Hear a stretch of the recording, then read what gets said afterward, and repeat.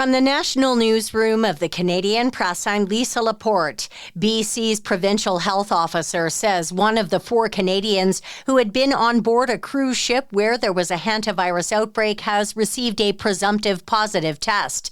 Dr. Bonnie Henry says protocols were followed and that 3 of the 4 people who were isolating in the province have been brought to hospitals in Victoria, while the 4th person remains in self-isolation at home. People were called ahead. EMS were aware. The hospital was aware that they were coming. And I'm very confident in the team along that whole area that infection control precautions were followed.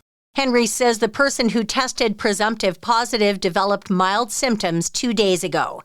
The Alberta Medical Association says another patient has died while waiting for care at a major hospital.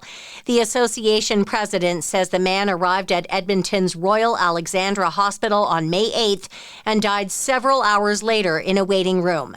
Quebec Premier Christine Frechette is in Paris, where she's set to meet with French President Emmanuel Macron on Monday.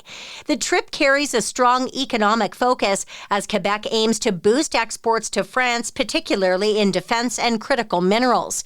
Frechette is also set to meet with her French counterpart and business leaders during her mission in Paris that wraps up on Wednesday. There's a new Ebola outbreak in Africa. Authorities in Congo say at least 80 deaths have been reported from a new Ebola outbreak in Ituri province in the northeastern part of the country. Health workers are intensifying screening and contact tracing to contain the disease. Officials first announced the outbreak Friday. Some people in Uganda, Congo's neighbor to the east, say they're also scared, like Francis Ngusu in Kampala. It's not a simple disease. It's a deadly disease as well. So I should say, me as a Ugandan, I'm really frightened. I'm worried, I'm scared. This is Congo's 17th outbreak since Ebola first emerged in the country in 1976. I'm Donna Water. And Drake has broken 3 daily Spotify records for the year with the release of his new album. I'm an only child, no one could have made another. I have to father my mother and treat my son's grandfather like my older brother. The skies are gray in Toronto, they not a golden color.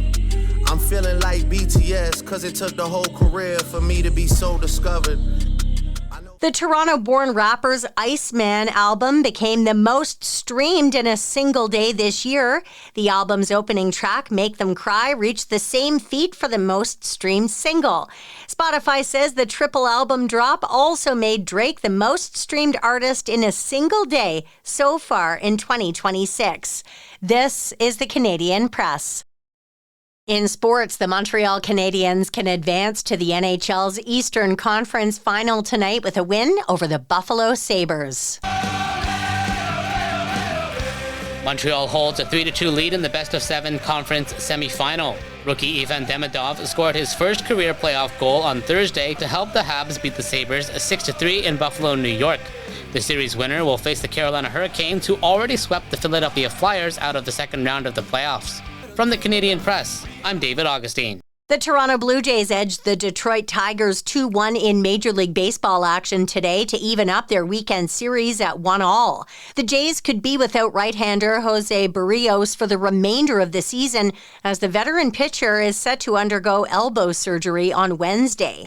Canada's Sarah Mitten earned bronze in the women's shot put today at the Diamond League stop at the China Textile City Sports Centre. From the Canadian Press, I'm Lisa Laporte. Thanks for listening. Don't forget to follow and subscribe. For more of today's top stories, visit thecanadianpressnews.ca.